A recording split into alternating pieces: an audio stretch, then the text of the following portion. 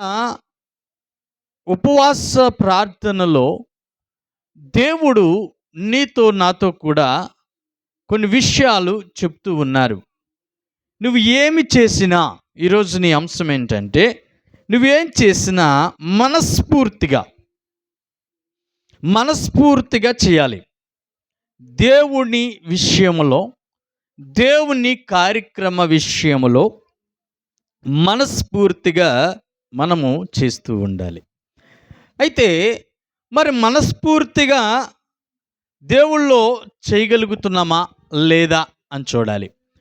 నువ్వు చేసేది దేవుని క్రమములో నీకు ఇష్టం లేకపోతే మానేసే. కానీ ఒకవేళ చేసావు అంటే దేవుడి దగ్గర ఏ పని చేసినా, చిల్లి గవ్వంత పని చేసినా దేవుడి దగ్గర, దేవుని యొక్క నామములో నువ్వు ఫంక్షన్ చేసుకున్నా, దేవుని యొక్క నామములో నీ ఇంటిలో కార్యక్రమాలు చేసినా, స్తుతికూటాలు పెట్టుకున్నా, ఏది చేసినా మనస్ఫూర్తిగా చేయాలి.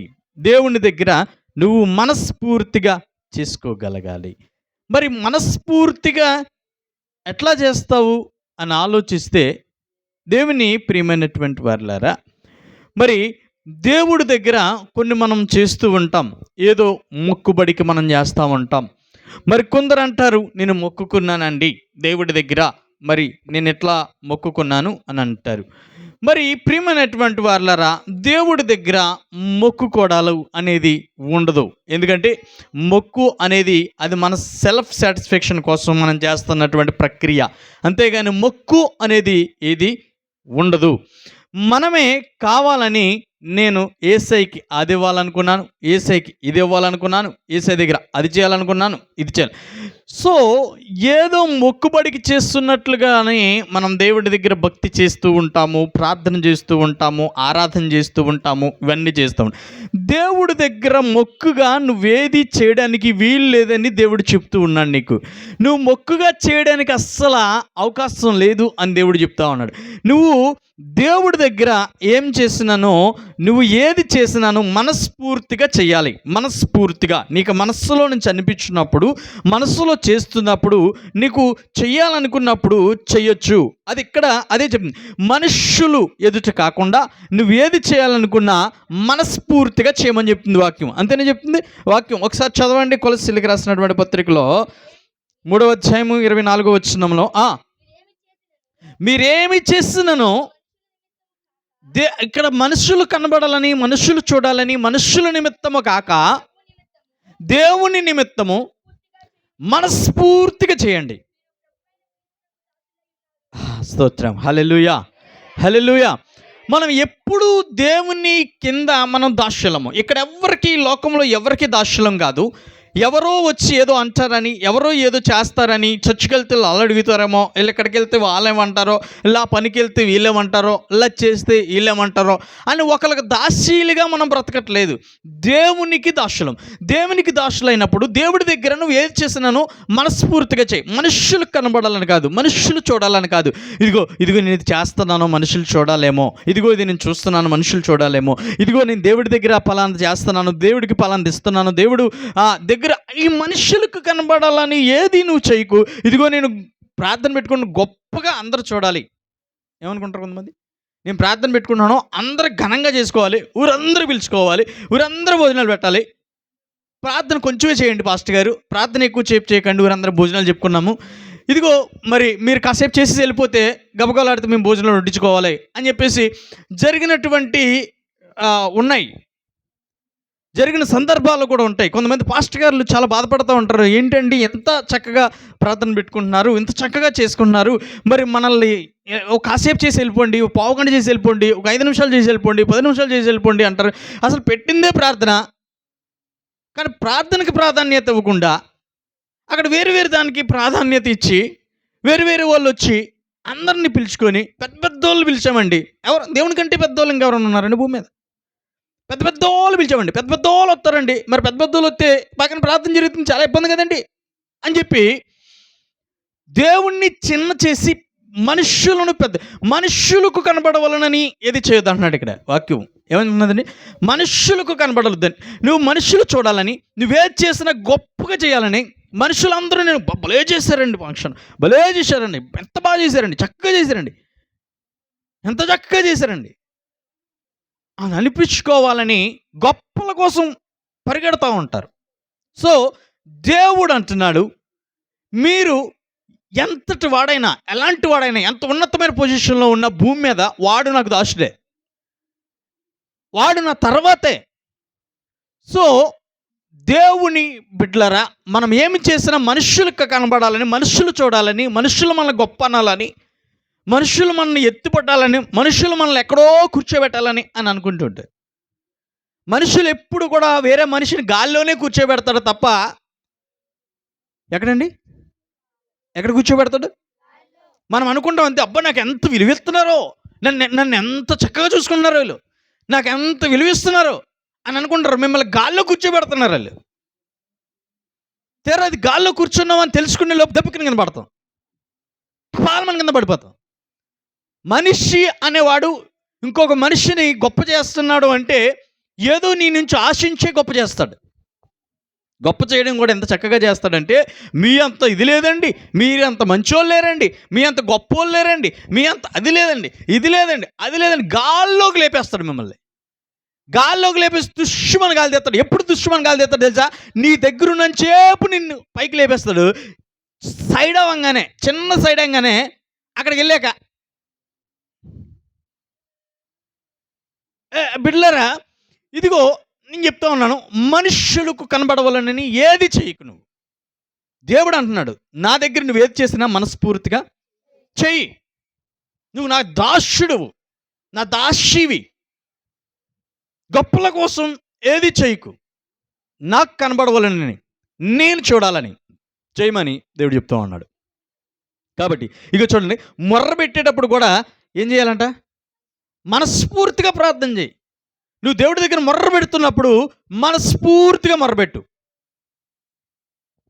స్తోత్రం. మనస్ఫూర్తిగా గుర్ర పెడతాం. ఏం పెడతామండి? గుర్ర పెడతాం. మనస్ఫూర్తిగా గుర్ర పెడతా ఉంటాం. అపారమైన భారం వచ్చి పడ్డది మీ ముగ్గురి మీద. ఆ భారాన్ని మొయ్యలేకపోతున్నారు, వదలలేకపోతున్నారు, చాలా ఇబ్బందులు పోలవుతున్నారు. ముగ్గురును మధ్యలో వాడిని పెట్టారు, ఇటు అటు చక్కగా కూర్చున్నారు. ఎంత నువ్వు మనస్ఫూర్తిగా మొర్రపెట్టు. కీర్తనల గ్రంథంలోకి మనం వెళ్ళి చూసినట్లయితే 34వ అధ్యాయం 17వ వచనం ఒకసారి చూద్దాం. 34వ అధ్యాయము 17వ వచనము. నీతిమంతులు మొర్రపెట్టగా యెహోవా ఆలకించును, వారి శ్రమల నుండి. చూడండి ఎంత చక్కగా వివరంగా చెప్తున్నాడంటే, నీతిమంతుడు ఎవరండి? ఎవరు మొరపెడుతున్నాడట? నీతిమంతుడు మొరపెట్టగా యెహోవా ఆలకిస్తాడట శ్రమలన్నిటి నుండి. అరే బిడ్డ, నువ్వు నీతిపరుడివి, నీతిగా నిద్రపోతావు, నీతిగా తిరుగుతావు, నీతిగా బ్రతుకుతావు. అయితే నీతిపరుడు మొర్రపెట్టగా శ్రమలన్నిటి నుంచి విడిపిస్తాడు దేవుడు. ఇదిగో మనస్ఫూర్తిగా ఏం చేయాల? మనస్ఫూర్తిగా మొర్రపెట్టు. నీతి మార్గములో నడుచుచున్నటువంటి వారులారా, నీతిని జీవిస్తున్నటువంటి, నీతిలో ఉండాలి. చూడండి, నీతిపరుడు మొర్రపెట్టగా అన్నప్పుడు కడుపు నిండా తాగేసి నా దేవుడు ఉన్నాడు నీకేం తెలుసు, నా దేవుడు నోరంత కొంపు కొడుతున్నా, కొంపు నోరుతో నా దేవుడు నా యేసయ్య ఉన్నాడు నీకేం తెలుసు అంటే, నీతిపరుడా ప్రార్థన చేసేవాడు, నీతిపరుడా ఆ మాట చెప్పేవాడు, మరి ఆ మొర్ర వింటాడా? దేవుడు వింటాడా? ఇక్కడ క్లారిటీ ఉన్నది. నీతిపరుడు ప్రార్థన చెయ్యగా, నీతిపరుడు మొర్రబెట్టగా దేవుడు దాన్ని ఏం చేస్తాడట? వింటాడంట. నువ్వు ప్రార్థన చేస్తున్నప్పుడు నీతిపరుడు, నీ శ్రమల, ఒక్క శ్రమ కాదు, ఏ శ్రమలండి? అన్ని, అక్కడేమనుంది? అన్నిటి నుండి, నీకొచ్చే శ్రమలన్నిటి నుండి ఆయన విడిపిస్తాడు. స్తోత్రం, హల్లెలూయా. నీకొచ్చే శ్రమలన్నిటి నుండి నీకొచ్చే శ్రమలన్నిటి నుండి ఏం చేస్తాడు దేవుడు?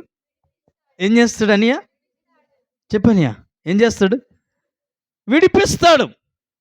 నీకొచ్చిన శ్రమలన్నిటి నుండి దేవుడు నిన్ను విడిపిస్తాడు. నువ్వేం చేసినప్పుడు? మొర్ర పెట్టినప్పుడు. బిడ్డలారా, గుర్ర పెట్టినప్పుడు కాదు. ఎప్పుడు? ఎప్పుడు? గట్టిగా చెప్పండి. మొర్ర పెట్టినప్పుడు. మొర్ర అంటే ఏంటి? ప్రార్థన చేసినప్పుడు, విజ్ఞాపన చేసినప్పుడు, ఆయన దగ్గర అడిగినప్పుడు, ఆయనలో జీవించినప్పుడు, ఆయనలో బ్రతికినప్పుడు, ఆయనలో నీతిగా బ్రతికినప్పుడు. హల్లెలూయా. ఎవరిలో నీతిగా బ్రతికినప్పుడు? దేవునిలో నీతిగా బ్రతికినప్పుడు నీ శ్రమలన్నిటి నుండి, ఎక్కడి నుంచి? నీ శ్రమలన్నిటి నుండి, నీ శ్రమలన్నిటి నుండి దేవుడు నిన్ను విడిపిస్తాడు. హల్లెలూయా. దేవుడు నిన్ను నీ శ్రమలన్నిటి నుండి విడిపిస్తాడు. దేవుని ప్రియమైనటువంటి బిడ్డ, నీ శ్రమలన్నిటి నుండి. స్తోత్రం. హల్లెలూయా, హల్లెలూయా, హల్లెలూయా. నీ శ్రమలన్నిటి నుండి దేవుడు నిన్నేం చేస్తాడండి? విడిపిస్తాడు. దేవుడు విడిపిస్తాడు నీ శ్రమలన్నిటి నుండి. నీతిపరుడుగా నువ్వు మనస్ఫూర్తిగా, ఎలా అండి? మనస్ఫూర్తిగా. అక్కడ 17 మనం చూసాం కదా, ఒకసారి 19 చూడండి.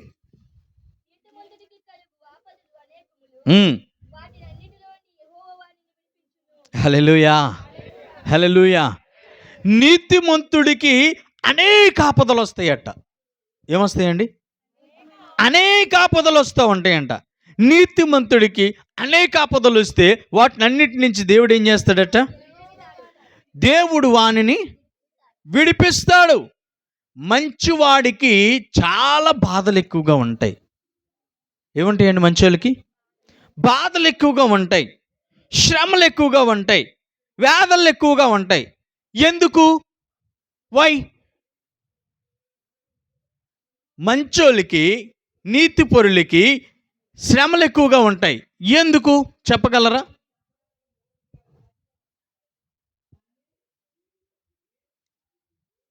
అందరి బాధ్యతలు తీసుకుంటాడు కాబట్టి. దేవునికి స్తోత్రం. హల్లెలూయా.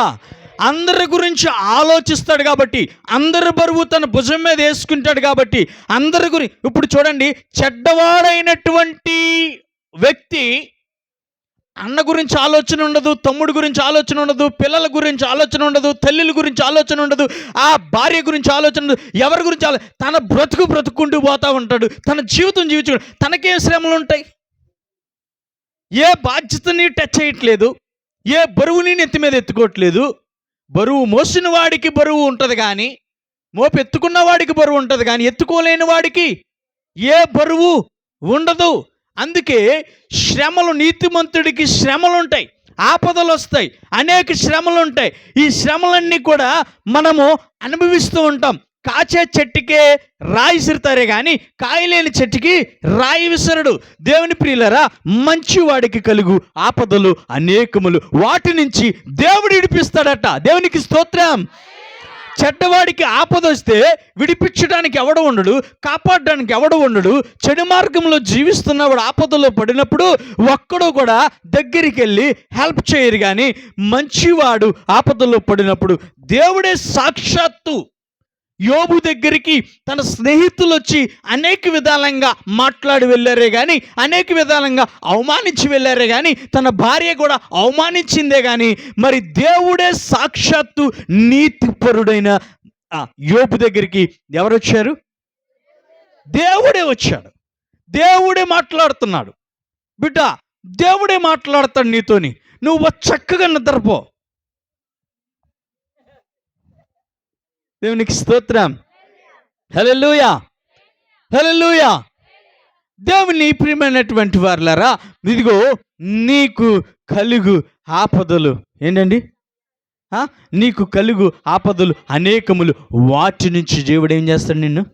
స్తోత్రం. హల్లెలూయా. ఇదిగో నీ అంశం మనస్ఫూర్తిగా ఏం చేసావండి? మనస్ఫూర్తిగా నువ్వు ఒకటోది ఏం చేయాలంటే మనస్ఫూర్తిగా మొర్రబెట్టాలి. ఏం చేయాలి? నువ్వు మనస్ఫూర్తిగా మొర్రబెట్టాలి.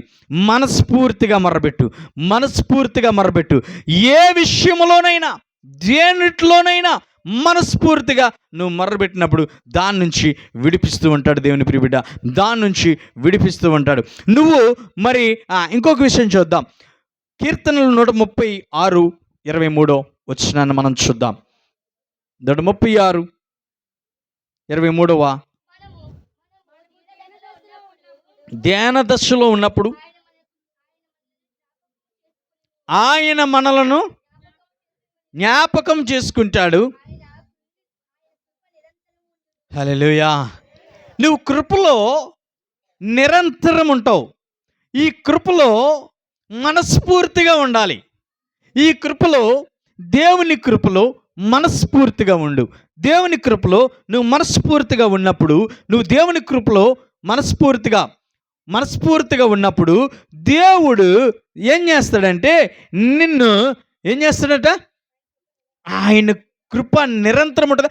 ఆయన కృపలో నువ్వు ఉండాలి. అప్పుడు ఆయన ఆజ్ఞల్లోని కానీ, ఆయన జ్ఞానంలో కానీ, ఆయనలో కానీ నీకు కలగవలసినది కలిగిద్ది. దేవునికి స్తోత్రం. మరలా ఒకసారి ఆ వాక్యాన్ని చదువుదాం. ధ్యానదశలో ఉన్నప్పుడు నిన్ను జ్ఞాపకం చేసుకుంటాడు దేవుడు. హల్లెలూయా. నువ్వు బాధల్లో ఉన్నప్పుడు, వేదనలో ఉన్నప్పుడు, దుఃఖంలో ఉన్నప్పుడు, దీనదశలో ఉన్నప్పుడు దేవుడు నిన్ను జ్ఞాపకం చేసుకుంటాడు. ఆయన కృపలో మనస్ఫూర్తిగా ఉంటే దేవునికి స్తోత్రం. ఆయన మొరలో, ఆయనలో ప్రార్థనలో నువ్వు మనస్ఫూర్తిగా ఉంటే ఆయన నిన్ను ఎలాంటి స్థితిలో ఉన్నా సరే నిన్నేం జ్ఞాపకము చేసుకుంటాడు. ఎక్కడ కూడా జ్ఞాపకం చేసుకుంటాడంట. చూడండి 24వ వచనం చూడండి. శత్రువుల చేతిలో నుండి కూడా నిన్నేం చేస్తాడు? ఆయన విడిపిస్తాడు. హల్లెలూయా. విడిపిస్తాడు దేవుని ప్రియబిడ్డ. ఆపద నుంచి. ఎక్కడి నుంచి విడిపిస్తాడట? ఆపద నుంచి, శ్రమల నుంచి, దీనదశలో నుంచి, అనేకమైనటువంటి వ్యాధుల్లో నుంచి నేను విడిపిస్తాడు. దేవుని మహిమ కలుగును గాక. హల్లెలూయా. ధ్యాన దశలో ఉన్నప్పుడు, ఆపదలో ఉన్నప్పుడు, శత్రు చేతిలో ఉన్నప్పుడు నేనేం చేస్తాడట? ఆయన కృప నిరంతరముండును. హల్లెలూయా. హల్లెలూయా. నిన్ను అనేకమైన విషయాల నుంచి దేవుడు ఏం చేస్తాడట? విడిపిస్తాడు. ఆపద నుంచి విడిపిస్తాడట. ఎక్కడి నుంచి? ఆపద నుంచి విడిపిస్తాడట. ఇంకా దీనదశలో నుంచి విడిపిస్తాడట. శత్రువు చేతిలో నుంచి విడిపిస్తాడట. ఇక నువ్వు మనస్ఫూర్తిగా ఏదున్నా సరే, నీకేమున్నా ఏం చేయాలి? మనస్ఫూర్తిగా. దేవునికి స్తోత్రం. హల్లెలూయా. హల్లెలూయా. దేవుని దాసులమై ఉన్నాము. ఎవరమండి? దేవుని దాసులుగా మనస్ఫూర్తిగా ఉండాలి. ఎలా ఉండాలి? మనస్ఫూర్తిగా దేవుని ప్రయాణంలో ఉండాలి. నువ్వు అటో కొంచెం, ఇటో కొంచెం, అటో కడుగు, ఇటో కడుగు, అక్కడ ఇక్కడ అవి చేసి, ఇవి చేసి, అది చేసి, ఇది చేసి, అక్కడ చేసి, ఇక్కడ చేసి, అన్నీ చేసి, అవి చేసి, ఇవి చేసి నువ్వు ఉంటే మనస్ఫూర్తిగా లేవు. దేవుడు నీ శత్రువు చేతిలో నుంచి విడిపించుడు, నీ ఆపద నుంచి విడిపించుడు, నీ ధ్యాన స్థితి నుంచి విడిపించుడు, ఈ యొక్క దరిద్రం నుంచి నేను విడిపించుడు. నువ్వు దరిద్రాన్ని నెత్తినెట్టుకొని తిరుగుతున్నావు. ఏం చేస్తున్నావు? పెద్ద దరిద్రాన్ని నెత్తినెట్టుకొని తిరుగుతున్నావు. ఆ పడ మెదొక్కాలి, ఈ పడ మెదొక్కాలి, నెత్తి మీద బరువు. అదే దరిద్రం. అది నిన్ను ఎటు తీసుకెళ్ళిద్దో కూడా తెలియదు. అటు ఇటు చూడకు. అటు ఇటు చూడకుండా దేవుని వైపు నువ్వు చూసినప్పుడు బిడ్డ నిన్నేం చేస్తాడు? దేవుడు ఏం చేస్తాడు? విడిపిస్తాడు. ఎక్కడి నుంచి? నువ్వెవరివి అసలు? ఫస్ట్ నువ్వెవరివి? దేవుని దాసురాలవి, దేవుని దాసుడువు. ఈ లోక మనుష్యులకు దాసులు కాదు బిడ్డలారా. ఈ లోక మనుష్యులకు దాసులు కాదు మీరు, దేవునికి దాసులై ఉన్నారు. అందుకే దేవుని దాసులు వేరే పనులు చేస్తారా? దేవుని బిడ్డలు వేరే పనులు చేస్తారా? చెప్పండి, చెప్పండి. ఓ కంపెనీ జాబ్కి వెళుతూ, ఓ కంపెనీలో డ్యూటీ చేస్తూ పక్క కంపెనీ వాళ్ళు పని చేస్తావా? చేస్తావు? చెప్పండి. చేయకూడదు కూడా. ఒకళ్ళకి నువ్వు దేవుని దాసులై ఉంటూ నేను చేయకపోయినా ఇంట్లో వాళ్ళతో చెయ్యెత్తా ఉంటావు. ఏం చేస్తూ ఉంటావు? పిల్లలారా మీరు చెయ్యండి, పర్వాలేదు, మీరు బాప్తీసాలు తీసుకోలేదు కదా, రేపు జరిగిద్ది అదే. మీరు బాప్తీసాలు తీసుకోలేదు కదా, మీరు చెయ్యండి. నేను ఎలాగో ఉన్నాను, మీరు చెయ్యండి. ఇంట్లో వాళ్ళతో చెయ్యించిన నువ్వు చేయించావు కాబట్టి ఆ ఫాల్ట్ నీదే. నువ్వు ఆపదలో ఉన్నప్పుడు విడిపించడానికి ఎవరు రారు. మంచివాడు ఆపదలో ఉన్నప్పుడు దేవుడు వస్తానంటున్నాడు. నీతిపరుడు, ఆ వాక్యం ఎలాగుంది? నీతిమంతుడు ఆపదలో ఉన్నప్పుడు దేవుడు యెహోవా వచ్చి విడిపిస్తాడు. నువ్వు దీనదిశలో మునిగిపోయినప్పుడు, నువ్వు ఆపదలో మునిగిపోయినప్పుడు, శత్రువు చేతిలో ఇరుక్కుపోయినప్పుడు, శత్రువు చేతిలో నువ్వు ఉన్నప్పుడు నిన్ను విడిపించడానికి ఒక ఆయన రావాలి. ఆయన ఖచ్చితంగా దేవుడై ఉండాలి. దేవునికి స్తోత్రం. హల్లెలూయా.